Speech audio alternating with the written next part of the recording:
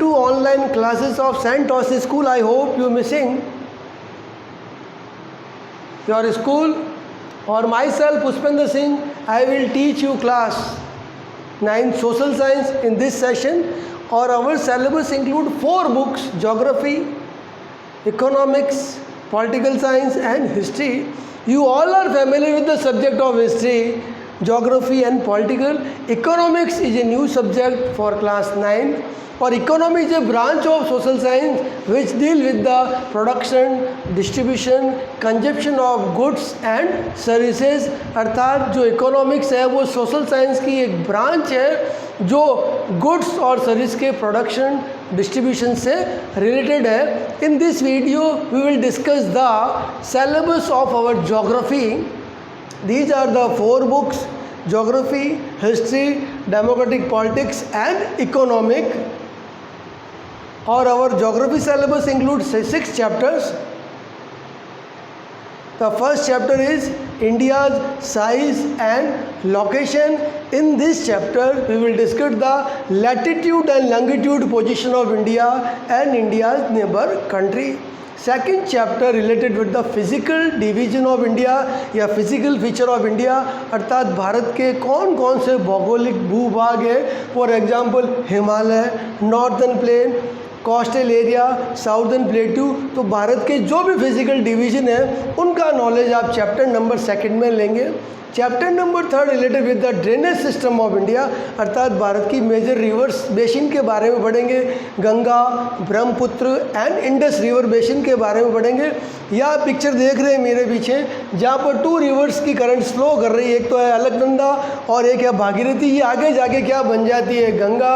और जहाँ पर ये दोनों रिवर्स की करंट मिल रही है उस जगह का नाम है Devprayag. Now the 4th chapter related with the climate of India.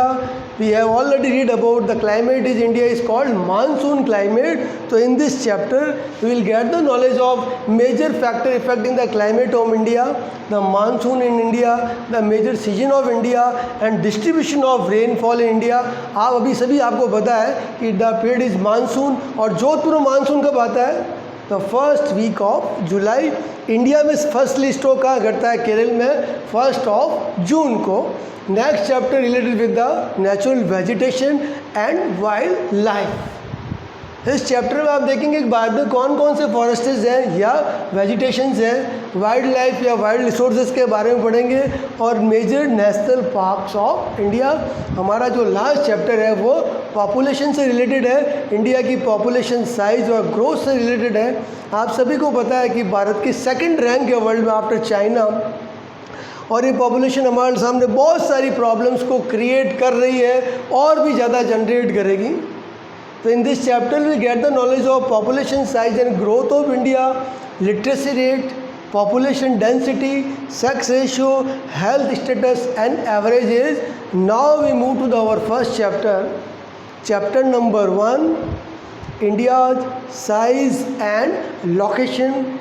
These are the main topic of this chapter: latitude and longitude position of India, location of India in world, geographical extension of India and India's neighbor.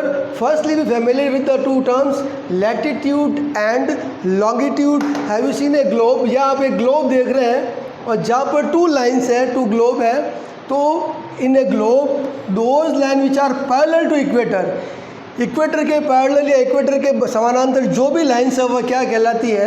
Latitude. या इनको अपन horizontal lines भी कहते हैं. और globe में जो भी lines draw from north pole to south pole, अर्थात ग्लोब में जो लाइनें नॉर्थ पोल से साउथ पोल की तरफ चल रही है उन्हें हम क्या कहते हैं? लॉन्गिट्यूड. तो in a globe the lines draw parallel to equator या horizontal lines are called latitude. And जो नॉर्थ पोल से साउथ पोल की तरफ चल रही है उन्हें हम क्या कहते हैं? Longitude. Now this picture again show the major region of world. This is the Tropic of Cancer and this is the Tropic of Capricorn, or this is equator. तो equator is called 0 degree latitude and prime meridian is called 0 degree longitude. Equator है वह globe को north hemisphere और south hemisphere में divided करता है, और जो प्राइम मेरिडियन है वह ग्लोब को वेस्ट हेमिस्फीयर और ईस्टर्न हेमिस्फीयर में डिवाइडेड करता है। यहाँ पे एक और भी चीज़ है, जहाँ पर भी ये जो सन रेज है वह ग्लोब में किस जगह डायरेक्ट फॉल करती है, ऑन इक्वेटर या between the tropic of Cancer and tropic of Capricorn.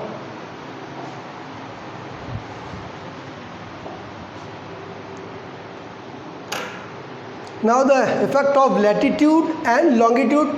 Latitude क्या क्या इन्फ्लुएंस होता है, लैटिट्यूड की वजह से duration of day and night क्या होते हैं उसमें डिफरेंसेस आ जाता है। फॉर एग्जांपल भारत में जम्मू एंड कश्मीर में जो डे और नाइट का जो डिफरेंसेस है ज़्यादा है, इवन केरल में डे और नाइट का डिफरेंसेस कम है। तो जैसे जैसे हम लैटिट्यूड से दूर जाएंगे तो डे और नाइट का जो ड्यूरेशन का डिफरेंसेस है वो ज़्यादा आएगा। और लॉन्गिट्यूड एक्सटेंशन क्या शो करता है, क्या डिफरेंसेस को शो करता है, between time two parallel particular places. जैसे हम लॉन्गिट्यूड से दूर जाएंगे तो जो टाइम लैग है टू प्लेसेस में बहुत ज़्यादा हो जाएगा। For example India, Arunachal Pradesh और गुजरात में भी जो टाइम का डिफरेंस है 2.3 आवर्स है, मतलब 2 आवर्स और 30 मिनट्स का है। तो ये किसकी वजह से है, लॉन्गिट्यूड एक्सटेंशन की वजह से। Now these pictures show the following of sunrise। आपको पता है कि जो सन रेज है वो कहाँ पे राइट फॉलो करती है, between the tropic of Cancer and between the tropic of Capricorn या इक्वेटर के ऊपर। और ये these are the 3 heat zone of earth, tropical zone, temperate zone and frigid zone. ये अर्थ पर 3 जोन है, ट्रॉपिक जोन जहाँ पे सन रेज डायरेक्ट फॉल करती है, टेम्परेट जोन वहाँ पे सन रेज स्लैंटिंग फॉर्म में फॉल करती है, और फ्रीज जोन है जहाँ पे सन रेज पहुँचती नहीं है। These are the hemisphere, northern hemisphere and southern. तो जो हमारी इक्वेटर है वह ग्लोब को साउदर्न और नॉर्दर्न हेमिस्फीयर में डिवाइडेड करती है, और जो प्राइम मेरिडियन है वो वेस्टर्न और ईस्टर्न हेमिस्फीयर में। ये इंडिया की लोकेशन को शो कर रहा है, एग्जैक्ट लोकेशन इंडिया की ये है।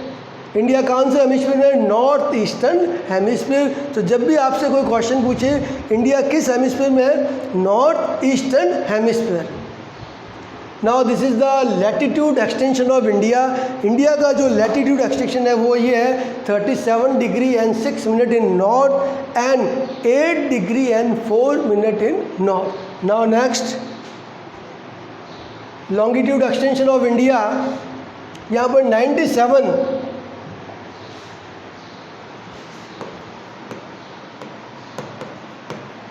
और यहाँ पे 68 एंड 7। तो ये भारत का क्या है, लॉन्गिट्यूडनल एक्सटेंशन है, और इसमें कितने डिग्री का डिफरेंसेस है, 30 डिग्री का। तो ग्लोब में जब हम 1 डिग्री मूवमेंट करते हैं तो उसमें जो है 4 मिनट का लैग आता है। कितना आता है, 4 मिनट। तो यहाँ पे जो 30 मिनट का डिफरेंसेस है, तो ये आपके अरुणाचल प्रदेश है और ये है गुजरात। तो यहाँ पे ये डिफरेंसेस आता है टाइम का, ड्यू टू लॉन्गिट्यूडल एक्सटेंशन की वजह से। Now we see a line which crosses India, और the name of this line is, आप जो ग्लोब में देख रहे हैं इंडिया को एक लाइन डिवाइडेड कर रही है 2 हाफ्स में, और उस लाइन का नाम है ट्रॉपिक ऑफ कैंसर। अब ये लाइन और भी है, यहाँ पे आप देख रहे हैं नॉर्थ टू साउथ जो भारत की डिस्टेंस है वो है 3214 किलोमीटर, और ईस्ट टू वेस्ट जो हमारा एक्सटेंशन है वो क्या है, 2933 किलोमीटर।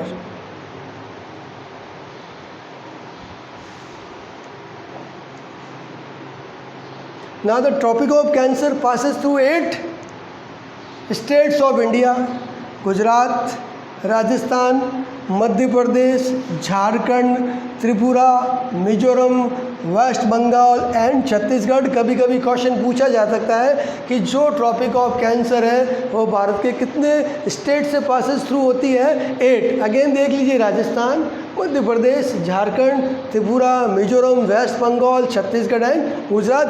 आगे एक ट्रिक आएगी जिससे आपको बिल्कुल ईजी पता चल जाएगा और उस ट्रिक से आप याद कर सकते हैं कि ट्रॉपिक ऑफ कैंसर भारत के कौन कौन से स्टेट से पासेज होती है।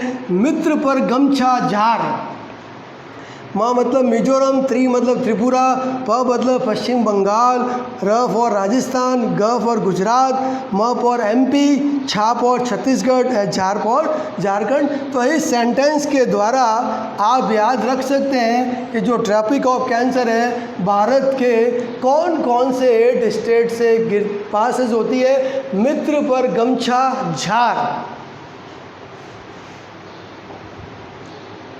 नेक्स्ट जो है पिक्चर ये शो कर रहा है कि भारत का जो एरिया है वर्ल्ड की कंट्री में कौन से रैंक पर है। आप देख लीजिए कौन से रैंक पर है, 7th। और टोटल वर्ल्ड का जो एरिया है वो इंडिया कितना कवर करता है, ओनली 2.4%। और पॉपुलेशन अपन कितनी कवर करते हैं, 17.6%। तो ये हमारे लिए बहुत सारी डेंजर सी बात है कि भारत वर्ल्ड का एरिया तो 2.4% ही कवर कर रहा है, बट पॉपुलेशन कितनी कवर कर रहा है, 17.6%। Now this picture shows the land boundary of India and coastal boundary of India।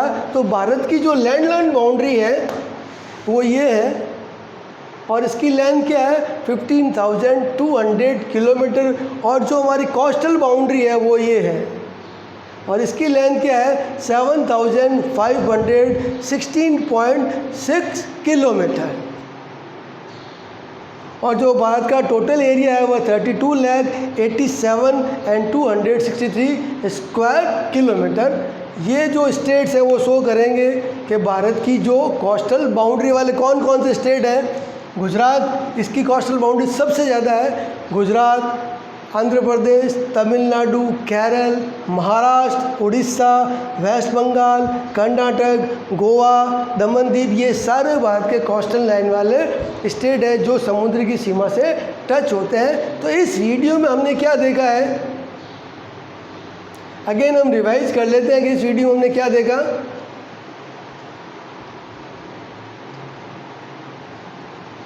Chapter number 1 हमने स्टार्ट किया है जिसमें हमने भारत की लैटीट्यूड और लॉन्गिट्यूड पोजीशन को देता है और लैटीट्यूड और लॉन्गिट्यूड हम किससे कहते हैं ये भी हमने प्राप्त देखा है। तो भारत की जो लैटीट्यूड है और लॉन्गिट्यूड पोजीशन आपको सबको पता चल गई है। और नेक्स्ट हमने ये देखा कि भारत में एक ऐसी रेखा है जो भारत को 2 भाग में डिवाइडेड करते हैं, उसका नाम है ट्रॉपिक ऑफ कैंसर और it is passes through the 8 state of India.